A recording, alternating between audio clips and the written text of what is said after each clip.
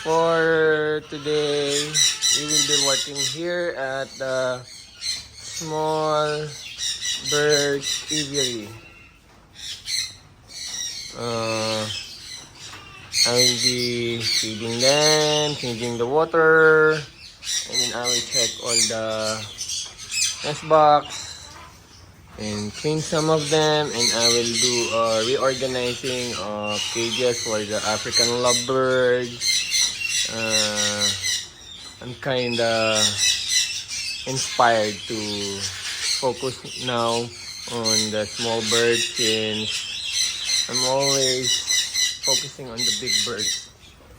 And now, seems like I'm more interested in the small bird. Maybe just for this season or for this month or for this week. But that's the nice thing about having so many species in your aviary. When you're, how do you say that?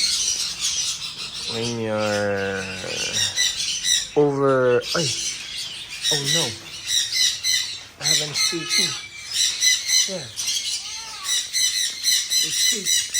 Wait, where do you belong? Oh, here. You can't sleep. You belong there. Wait, huh, guys?